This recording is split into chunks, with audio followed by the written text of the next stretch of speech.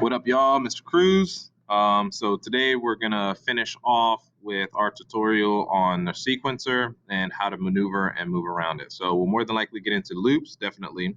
We'll talk about editing and dropping them in, and then hopefully we can get some time to talk about how do we maneuver, like how do we kind of go about going to different sections in our regions and whatnot. All right, so for starters, I'm gonna kind of start fresh. So I'm gonna delete all the stuff that I had here previously. All right, so let's say I wanna start fresh. So immediately when I start a new project, this is what I'm gonna see. It depends. I would only start with either drum machine, instrument, or voice and mic. I would ignore guitar and bass because this kind of requires us to plug in an instrument, and we're not going to be plugging in instruments. So I'm only going to work with voice mic, drum machine, and instrument. So I would start with voice mic if I want to use a loop. If I have a file that I want to drag and drop into my project. Since BandLab already provides a whole bunch of loops for you, I'm going to go ahead and click Browse Loop, and that's where I'm going to start.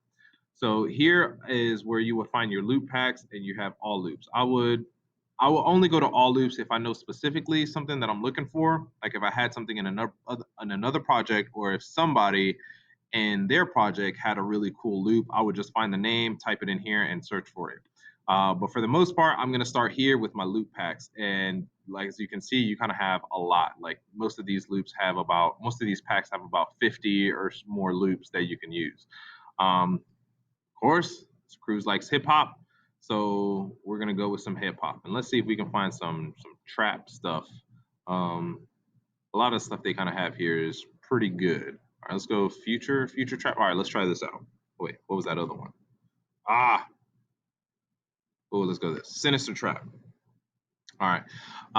We have the option to select between audio and MIDI. MIDI stands for Musical Instrument Digital Interface. That's a fancy way of saying that when I hit a key on my keyboard, it's going to play as if I were hitting the keys on a piano. And then whatever instrument, like if I had a bass, if I had a synth, if I had a bell, if I had a horn, if I had a flute, it would mimic those sounds, or it would simulate or copy those sounds. For now, we're going to stick with audio because this already has those sounds already in there. So it's already going to sound like a flute. It's already going to sound like a horn. So let's go ahead and in this loop pack, actually, wait. Yeah. Man, I messed up. Sinister Trap. We're going to search. Let's go for drums. Let's go ahead and try to find some drums. So when I type that in, I have everything that would have been labeled drum inside that loop pack. All right, so let's hear this out. When you click it, it'll give you an example of what it sounds like.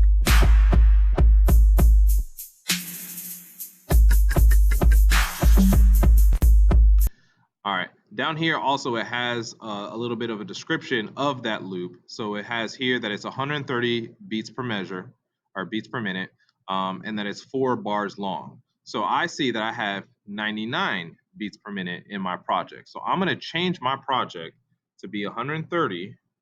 And when I do that, when I listen to this drum, when I click it to preview it, it's going to play it the way that it was originally intended to be played at the appropriate speed. So it'll sound a lot better than it did previously. So let's check it out.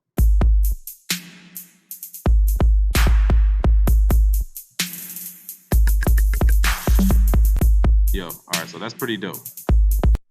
Let's see what these down here sound like. And again, these are also 130 BPM.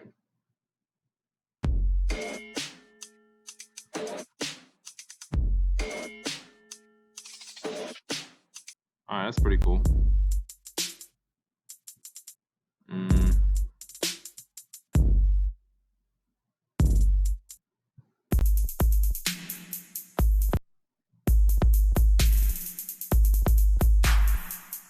All right, I like this first one, so let's go ahead and drag this one in.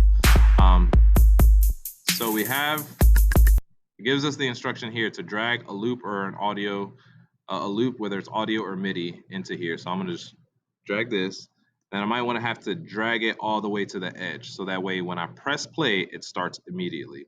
And sometimes it'll automatically highlight the loop. It'll automatically cycle to the length of whatever loop that you have picked here. Now, I don't just need drums. I need me some instruments as well. So I'm going to clear this out from my loop packs and let's search for an instrument. Here's the cool thing about looking for these loops is that notice that when I drag this in, it's labeled caution drums. So I also have caution bass, caution pad, caution piano. That means that a lot of those things labeled caution that have the same label in the front are more than likely going to sound good when you use the same ones. So if I picked caution drums, I might want to pick caution pad. So let's see here. And they'll also typically be in the same beats per measure.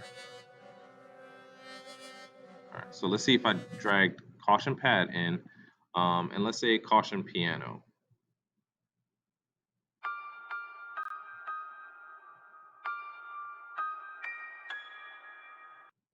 That one sounded weird.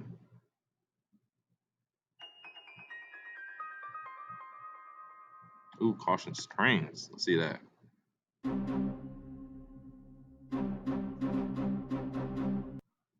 All right. See, we got a synth as well. Let's see what we have here.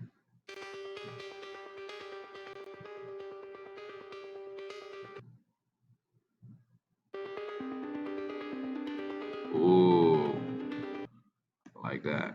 All right. And also see that it says key D sharp minor. Most of them are going to be in the same key. We didn't see it with the drums because drums don't technically have to be in a certain key because they're a percussive instrument. They're a percussive sound, so they don't usually have a key that they need to be in. But any other instrument, yes, they do need to be in key. So let's see how I dragged in caution drums, caution pad, caution string, and caution synth, and let's see how they all sound together.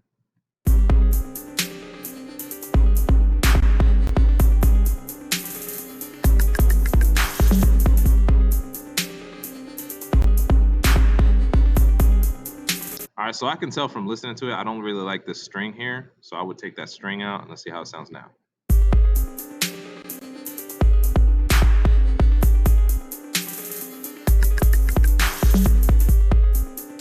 All right, I like that much better. So I'm gonna delete this string here. So that's kind of how you would go about picking and dragging loops. So you want to make sure that if you picked a certain key, that they all stay in the same key. Now, again, you can change the key because even though it says down here that it's labeled as in being in D sharp minor, I'm still technically in C minor. So if I changed it to D sharp minor, it would sound how the original composer, it would be in the same key that the original composer composed it in. So let's see what it sounds like now.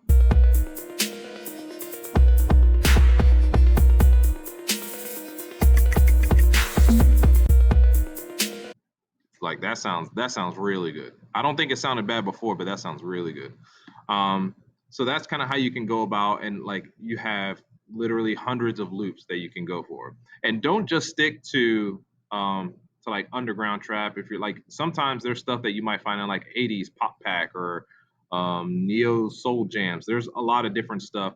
These labels are just labels to kind of give you a generic understanding of what genre of music it was created for, but that doesn't mean you can't use it for something else. All right, so let's say I have my stuff here. So I've got three things. I've got drums, I've got a pad, and I have a synth. And now I want to do more than just have it be a 4-measure loop. So what I would do is I would highlight all of them, all right? And I could do this one of two ways. Um, I can highlight, I can hold control and click, nope, alt, yeah. I would hold the alt button. Let's see, I'll do this again. I would select the regions that I want to copy. I would hover over it so that my hand is open, right? I would hold down the alt button and then hold down and click. And then when I drag it, it's going to make a copy of it. And then I just kind of gently drag it to the very end of that loop or that region and then let go. And then I can do this again. Or another way that you can do it is a way that I will show you in the next video. All right, peace.